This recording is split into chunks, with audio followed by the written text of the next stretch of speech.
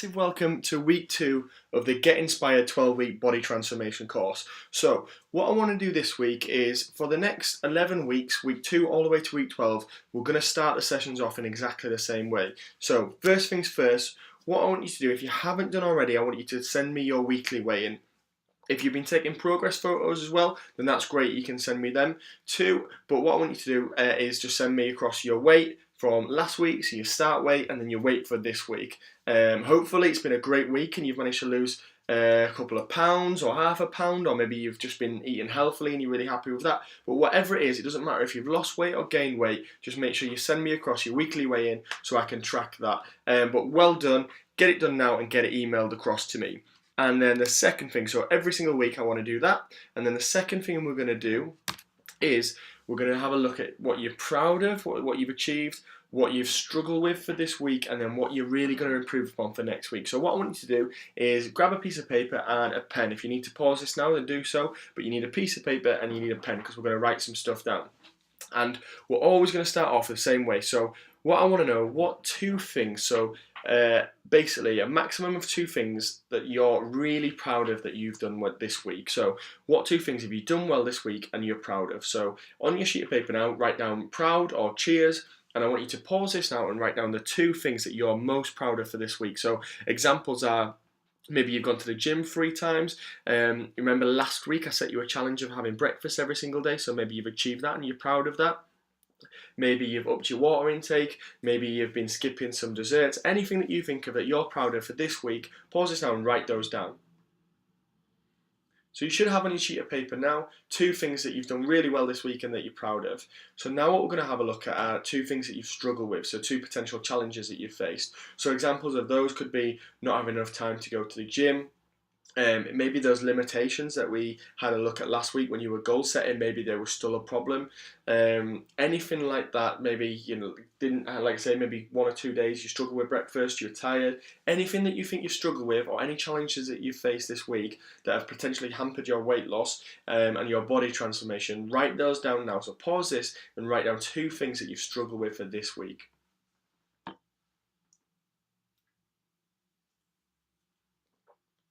And then finally, what we're going to do is we're going to pick 1 thing that you're really going to focus on for this week. So last week I asked you to make sure you're having breakfast every single week. So it was myself giving you the impetus of what to do. But this week what I really want you to do is start doing it. So examples again, if you didn't complete a food diary, start having a food diary, because they will make a massive difference on your weight loss goals. And so if you're not having a food diary, maybe it's going to be that. If you didn't manage to get to the gym as many times, go for that. If you didn't have breakfast that much, go for that. Whatever it is that you think, maybe it's one of your challenges that you've written down, whatever it is that you think is going to make a big difference for you this week. So again, maybe you're not going to have any alcohol, or maybe you're not going to have any desserts after your main meals, or any desserts full stop. Maybe you're going to stop having coffee after 2 p.m. Whatever it is that you think will make the biggest difference to your weight loss goals, pause this now and write that down. So you should now have on your sheet of paper 2 things that you've done really well this week and that you're proud of, 2 things that you've struggled with, so 2 challenges, and then finally what you're going to focus on improving this week. So write those down. If you want to share them with me, then please do, just email them across and I'll have a look and give you any feedback as well. But let's keep going, and always remember this picture, because I put this picture every single week, but even if you lose half a pound per week, at the end of the year, this time next year, you'll be 26 pounds lighter, which is a massive difference. So even if it's only a small loss every single week, it all adds up in terms of, it all compounds and becomes a massive loss. So don't beat yourself up if you've had 1 or 2 days that have not been that great. If you have had a few, then that's fantastic. We need to keep it going as well. But even if we lose half a pound per week, and bearing in mind on this course we recommend losing between 1 to 2 pounds per week, you'll still be 26 pounds lighter by this time next year, which is an enormous difference. So like I said, every week we start off with weigh-in and cheers and challenges and future recommendations. So this week what I want you to do is, alongside this video, I'll have sent you a sheet of paper that's been emailed to you. So you need to get that off and you need to print that off. If you don't have that now, please pause it, go ahead and print it off because you're going to have to write down basically numbers on it. So what you're going to do is you're going to score each statement as followed in the shaded boxes. So if you strongly disagree with a statement, so if the statement is I regularly snack late at night and you never snack late at night, you'll put a 1. If you hardly ever snack, you'll put a 2. If you occasionally snack, you'll put a 3. If you snack quite often late at night, you'll put a 4. And if you always snack at night, you'll put a 5. So again, example would be if I always finish my plate. If you never finish your plate, you'd put a 1. If you always finish your plate, you'd put a 5. So that's what you're going to do now. So you're going to go down and you're going to add the totals up in each column. So you're only going to write in the grey area, so in the shaded boxes. So the first one, like I say, it'll be 1 to 5, and then the second one will be on the second column, the third one, the third column.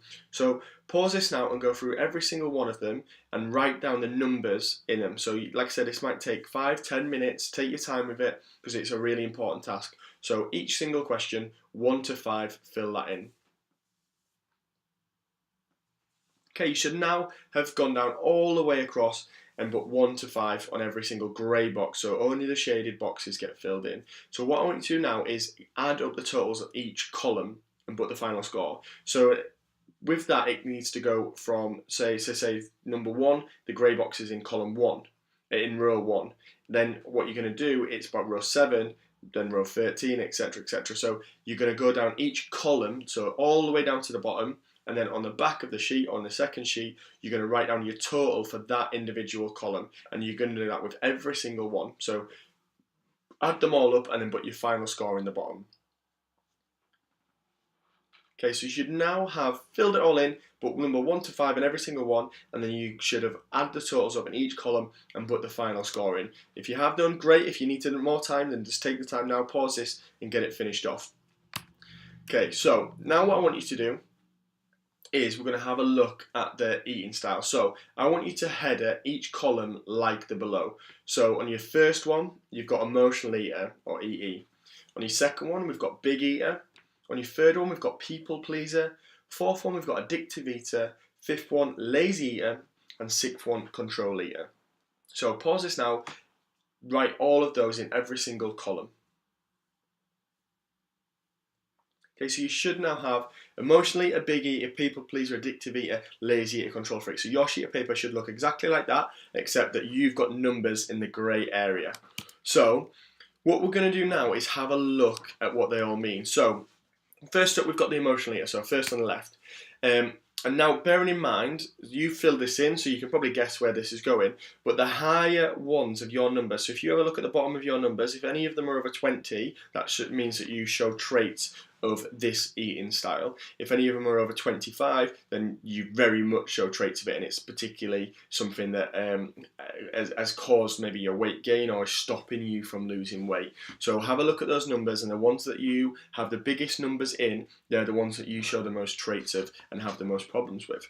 So emotional eater. The emotional eater, the main thing that they do is they use food to compensate for something that is lacking in their life. So it might be boredom, might be stress from work, loneliness, any sort of feelings. They turn to food to stifle those feelings down because they feel like they're in control of it. They use food to try and change the negative mood to deal with those emotions. So examples of emotional eaters are people who feel unattractive, so they eat to almost drown their sorrows, or those who decide that they can eat exactly what they want so that they can have a bad day at work. Like I say, so if they feel like they're not in control of work or they're not in control of their social life or any other aspect of their life, they feel like they're in control of what they eat. So they emotionally eat to try and fill that void. Generally speaking, though, the satisfaction is very, very short-lived, and it can be followed by feelings of guilt, which can spark off again another amount of emotional eating. So it's very much a vicious circle with the emotional eating. Next one we've got is a big eater, and the primary thing behind this is the big eater doesn't like to waste food. Traits, often people from the big eating category that have high traits in big eating, they've been made to feel like they need to eat everything on their plate as a child. So they often clear the plates, even if they're way past feeling full, they get to the point of they have to, unbutton their trousers to make more room for the belly. And they may even go as far as clearing the plates of others as well. And we most often see this with people who have children as well. They'll clear their plate and then they'll clear the children's plate as well. Big trait they have is they enjoy getting value for money, so they'd rather go to a carvery and all you can eat over an a la carte menu. So for them, quantity of the amount of food that they have is far more important than quality. Then we have the people pleaser. So what this person likes to do is keep everybody happy. So they hate to say no to people if whatever they basically get served in front of them is what they'll eat. So they put other people's needs ahead of them. So they will eat whatever isn't good for them, eat because they don't want to hurt somebody else's feelings, particularly if someone's prepared it. So often people in relationships, when you've got a people pleaser, they'll put weight on because their partner will prepare the food and it'll be high, it'll be basically the wrong stuff for what they need, or it'll be higher fat, or they'll be making the same portions for both people, and they feel bad basically of telling someone that they don't want to have it, so and that they prefer to eat something else. So that tends to be the reason why the people pleaser gains weight. Then we've got an addictive eater. So the addictive eater craves junk food, refined carbohydrates, sugary snacks, fizzy drinks. Often people who score high in emotional eater will score high in addictive eater as well, and they've got great difficulty with resisting these types of food because they're stuck in what I'd call a sugar cycle.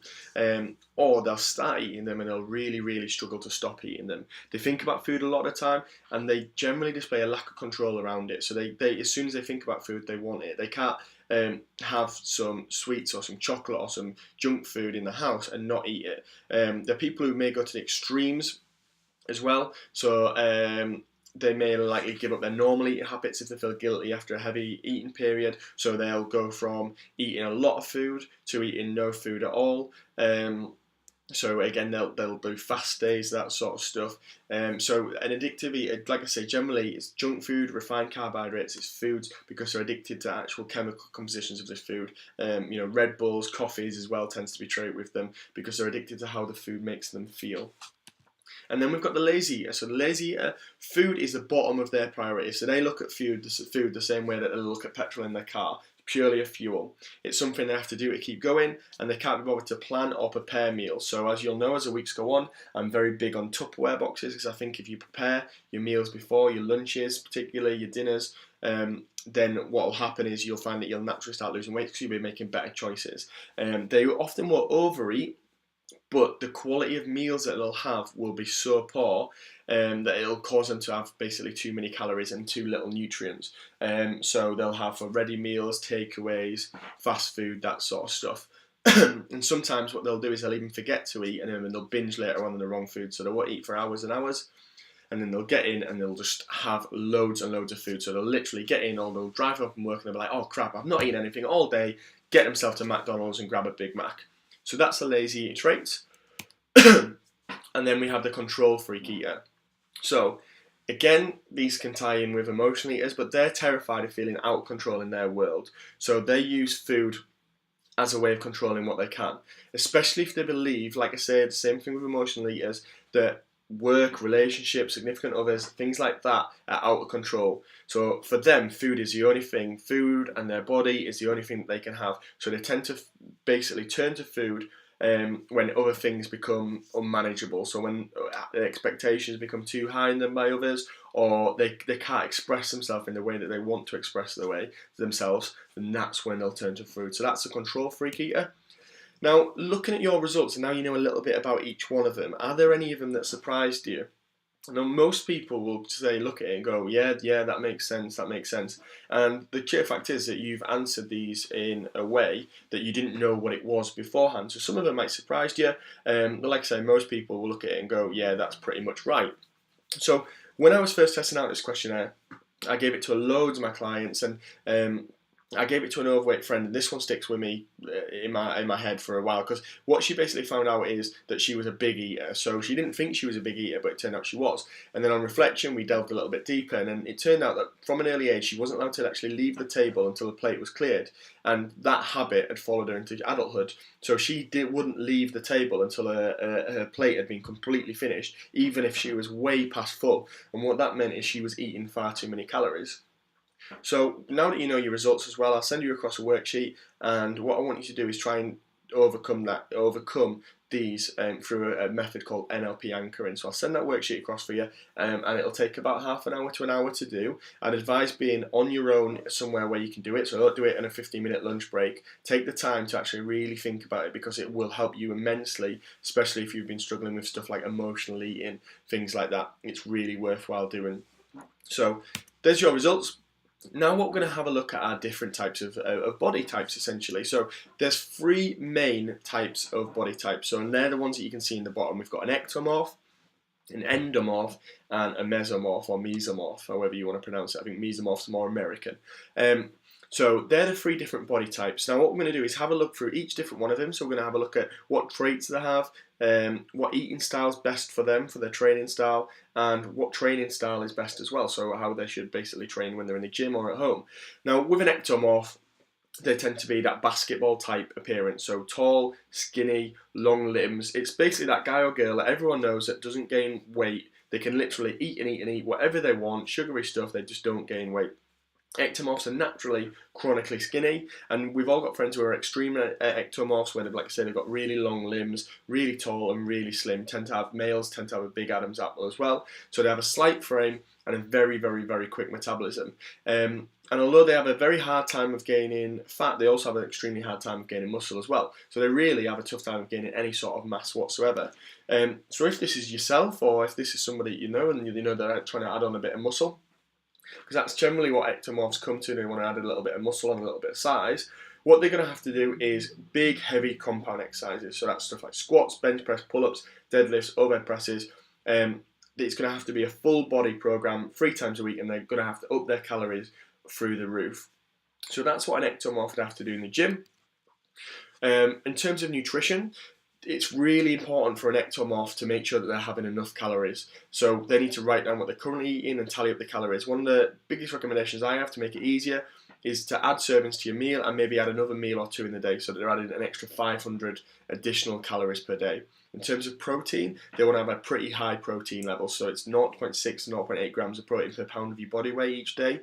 So an example of that, if you weigh 150 pounds, you should be consuming 90 to 120 grams of protein, and they should have high fat diets as well, so but only healthy unsaturated fats, so nuts, seeds, coconut oils, olive oils, that sort of stuff, with approximately 120 calories per serving, because they want as much muscle building fuel as possible, and they're going to have to eat a lot of huge portions to put size on. So your fats, because it's 9 calories per gram in comparison to 4 calories with protein and carbohydrates, you can get more bang for your buck, if you like. So the more calories that you're having, particularly with an ectomorph, it'll help them.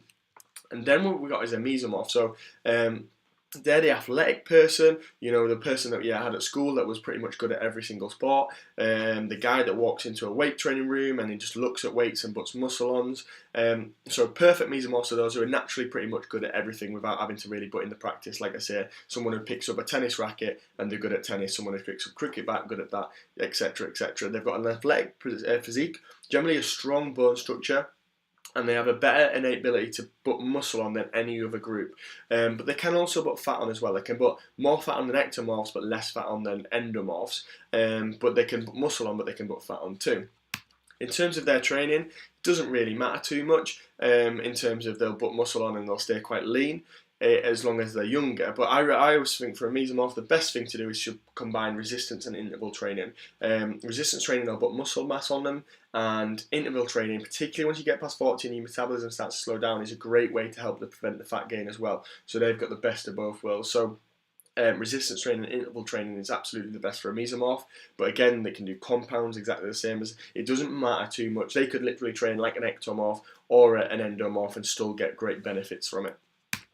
And then what we have finally is an endomorph. So on these weight loss courses that I've taught, generally speaking, most people perceive themselves as endomorphic, or at least having part endomorphic, because you can be a mixture of two.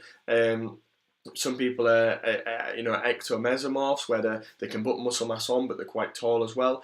A lot of people are endomorphs, so they'll put fat on really easy, but they can also put muscle on too. So you're generally not purely one thing or the other, you're generally a mixture of two. But a pure endomorph is a guy that looks at donut and gains weight. They literally look at carbohydrates, smell some sugar, and that's it, they put a pound on. They're often short, stocky, they gain muscle pretty well as well, but they literally put fat on pretty much effortlessly. One thing I would say, a very good trait of an endomorph is that they're strong, so they are good at weight training, but they also tend to carry a lot of excess weight, so they're really strong at compound exercise, explosive exercises, that sort of stuff, but in terms of long-term cardiovascular training, steady-state exercise they struggle with purely because of the amount of excess weight that they're holding as well. With endomorph, I've got a few golden rules. So protein is your best friend in the world. You should have protein with every single meal and make it around 30% of your meal. Whereas what most endomorphs do, and what the food plate and that sort of stuff show us, is that we should be having mainly carbohydrates. And I say switch this round with if you think you're endomorphic. Protein should be the most important thing on your plate, because you need a minimum of 30% of every single meal. Whereas what most people do is they'll have cereal for breakfast with a little bit of milk, and it's got hardly any protein in, and then they'll maybe have a sandwich for lunch and it's got hardly any protein in, and maybe like a pasta-based dish for tea, and again hardly any protein in. So we need to switch that round so that you're having a much higher protein diet. Fat is your friend too. Despite what it sounds like, fat doesn't make you fat as long as it's good types of fat. So again, the same as what is recommended for an endomorph, perhaps, but obviously less quantities. So your good, essential, unsaturated fats. And eating fat will actually make you skinny. So like I said, despite the fact it seems counterintuitive, eating fat will make you skinny. A third of your fat should come from monounsaturated fats, so olive oil, nuts, nut butter, avocados. A third of your fat should come from polyunsaturated fats, so some nuts, fish oil, flaxseed, so your omega-3s, and a third of your fat from sugar from saturated fats, so animal fats, eggs, meats, butter, coconut oil, and again, obviously that's where you get a lot of your protein from as well.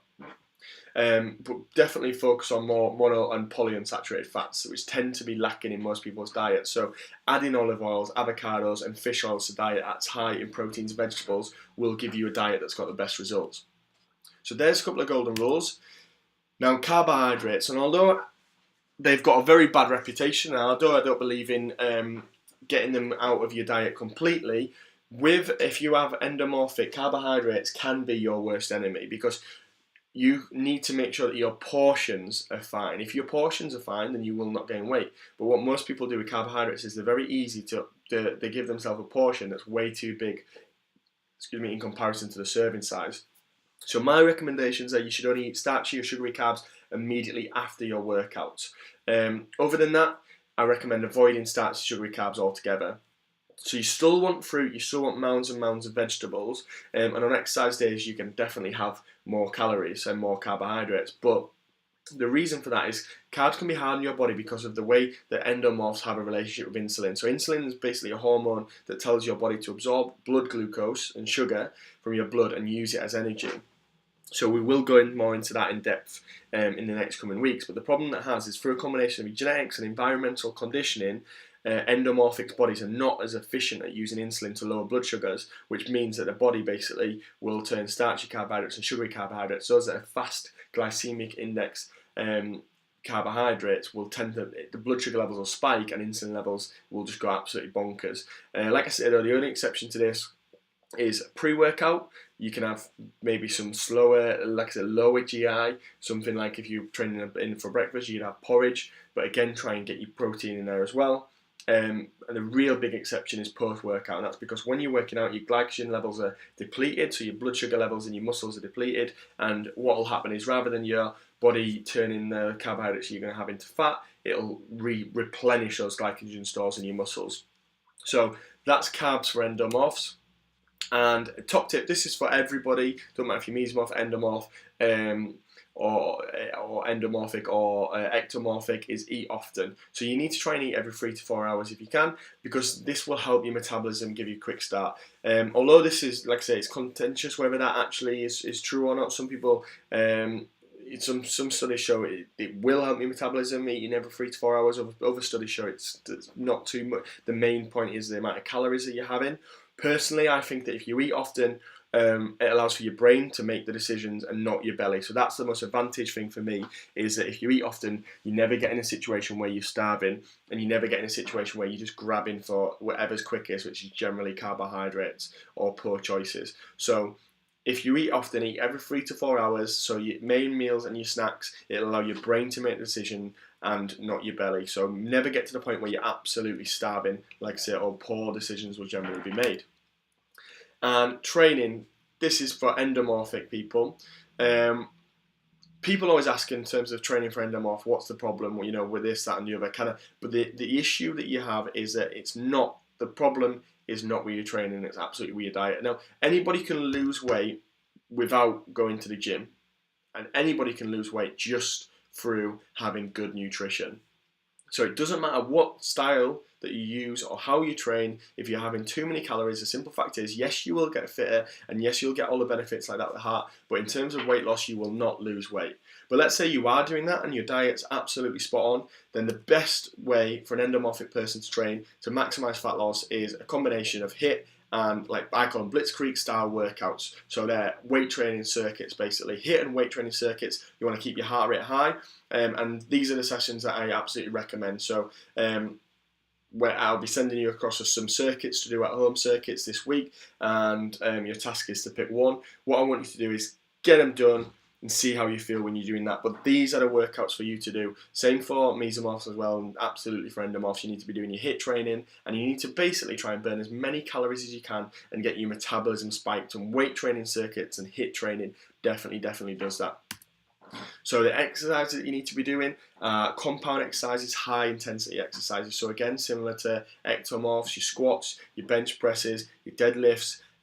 They can all increase your muscle building hormones significantly, and it can increase the amount of muscle that you've got as well, and they increase the amount of calories that you're burning. So plan your workouts around those basic movements, and any isolation exercises afterwards, then use them. Any isolation exercise you want to do, such as like a bicep curl or a tricep extension or anything like that, stick them at the end. And HIIT exercise, I can't explain to you how important it is to get doing your HIIT to burn that fat, because it really will make a massive difference. So like I said, this week's task, just to finish off then, I will send you across 5 circuits to do. There'll be different options on there, such as beginner, intermediate and advanced. So select what level you're at, and I want you to try a circuit exercise session from the circuit and let me know how you get on. If you're on Instagram, get us followed on Instagram, so it's Inspired Body Transformation. You can follow us on Facebook as well and get those sweaty selfies posted, so we love those. So hashtag Inspired Body Transformation, hashtag sweaty selfie, and let us know how you're getting on with those circuits. If you have any questions at all, we check our emails every single day, so just send us an email back. Any questions, there's no such thing as a stupid question, so fire them back at us. So thank you very much for listening. That is week 2, and I can't wait to speak to you again next week for week 3. Bye bye.